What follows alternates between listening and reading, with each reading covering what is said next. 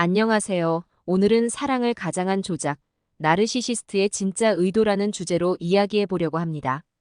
우리가 흔히 나르시시스트라고 부르는 사람들은 처음에는 마치 완벽한 파트너인 것처럼 보일 수 있습니다. 그들은 매력적이고 자신감 넘치며 상대방을 진심으로 사랑하는 것처럼 행동하죠. 그러나 이 모든 것은 그들의 진짜 의도를 숨기기 위한 조작일 가능성이 큽니다. 나르시시스트는 사랑을 이용해 상대방을 자신에게 묶어두고 자신의 욕구를 충족시키기 위한 도구로 만들려 합니다. 이 과정에서 그들은 상대방의 감정을 조종하고 자신의 이익을 위해 거짓된 사랑을 표현합니다.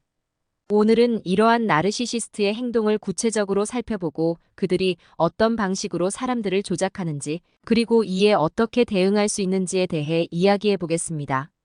먼저 나르시시스트가 어떻게 사랑을 가장하고 사람들을 조종하는지에 대해 이야기해 보겠습니다.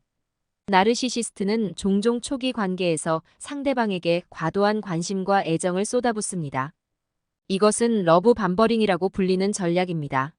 나르시시스트는 상대방에게 자신이 그들의 완벽한 파트너인 것처럼 행동하며 상대방을 빠르게 사로잡습니다.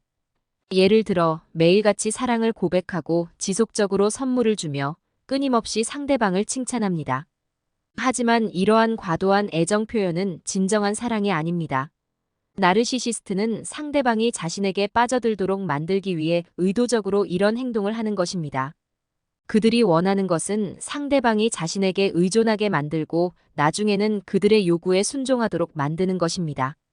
초기의 달콤한 사랑 표현은 시간이 지남에 따라 차갑고 무관심한 태도로 바뀌게 되고 상대방은 그 변화를 이해하지 못한 채 혼란에 빠지게 됩니다. 러브 밤버링은 매우 효과적인 조작 기법입니다. 상대방은 나르시시스트의 과도한 애정에 빠져들고 그들이 주는 사랑이 진실이라고 믿게 됩니다. 그러나 이러한 애정은 오래가지 않으며 나르시시스트는 시간이 지나면 점차 본색을 드러내게 됩니다. 그들은 상대방을 통제하고 자신이 원하는 방식으로 행동하도록 압박하기 시작합니다. 이때 상대방은 처음에 달콤한 순간을 되찾기 위해 더욱 나르시시스트에게 집착하게 되며 결국 그들의 조종에 완전히 빠져들게 됩니다.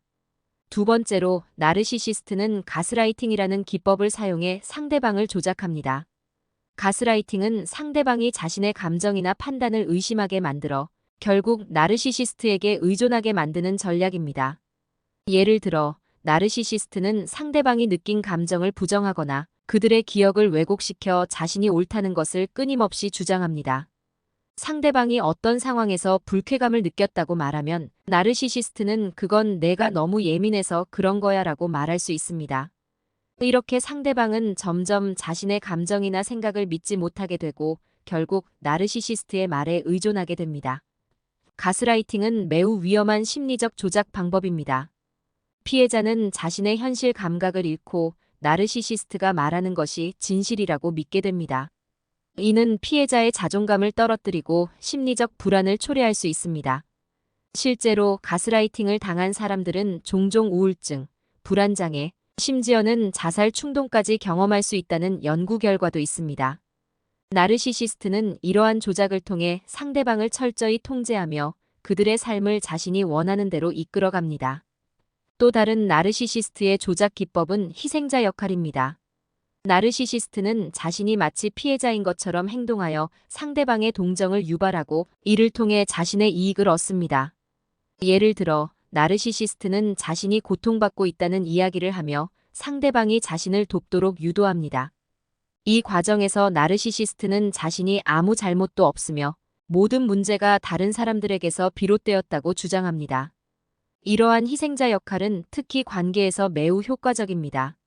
상대방은 나르시시스트를 돕기 위해 자신을 희생하게 되고 나르시시스트는 이를 이용해 자신이 원하는 것을 얻습니다.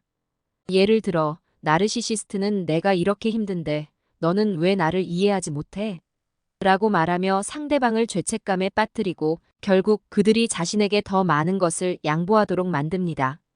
이런 상황이 반복되면 상대방은 점점 더 나르시시스트의 요구에 순응하게 되고 자신이 마치 그들을 돕기 위해 태어난 것처럼 느끼게 될 수도 있습니다.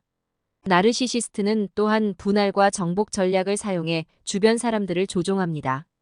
이 전략은 나르시시스트가 두 사람 이상을 서로 대립하게 만들어 자신이 그 상황을 지배하려는 것입니다. 예를 들어 나르시시스트는 어에게 B가 자신에 대해 나쁘게 말했다고 전하고 B에게는 어가 자신을 싫어한다고 말할 수 있습니다.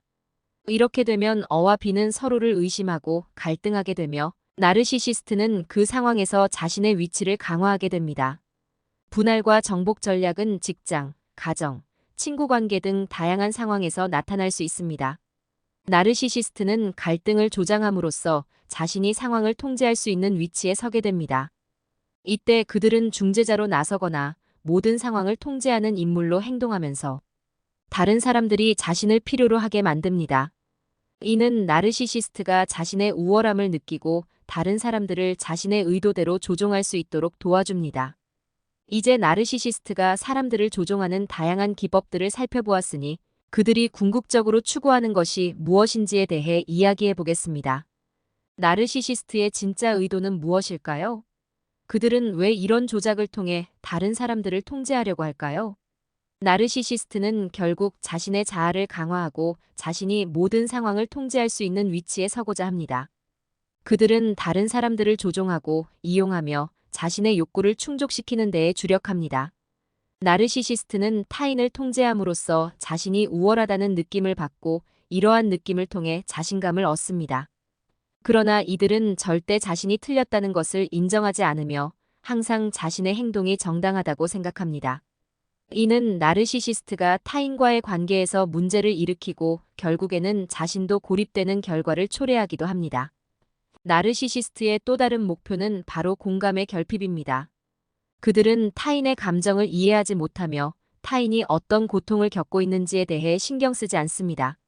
나르시시스트는 오로지 자신의 욕구를 충족시키는 것에만 관심이 있으며 이를 위해 다른 사람들의 감정을 이용하는 것에 전혀 죄책감을 느끼지 않습니다. 이러한 공감의 결핍은 나르시시스트가 다른 사람들에게 상처를 주고 그들을 조종하는 데 있어 아무런 문제를 느끼지 않게 만듭니다. 예를 들어 나르시시스트는 상대방이 슬퍼하거나 고통스러워할 때에도 전혀 감정적으로 반응하지 않으며 오히려 그 상황을 이용해 자신의 목적을 달성하려고 할 수 있습니다. 그들은 상대방의 감정을 무시하고 자신이 원하는 것을 얻기 위해 상황을 조작할 것입니다. 이러한 공감의 결핍은 나르시시스트가 다른 사람들에게 큰 상처를 주고 그들을 심리적으로 조종하는 데 있어 중요한 요소가 됩니다. 나르시시스트의 진짜 의도는 결국 자신을 중심으로 한 세계를 만드는 것입니다. 그들은 자신이 모든 것의 중심에 있고 다른 사람들은 그들을 위해 존재하는 것이라고 믿습니다.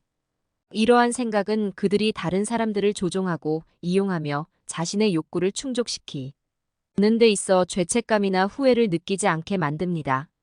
나르시시스트는 오로지 자신만을 생각하며 타인의 감정이나 생각은 전혀 고려하지 않습니다.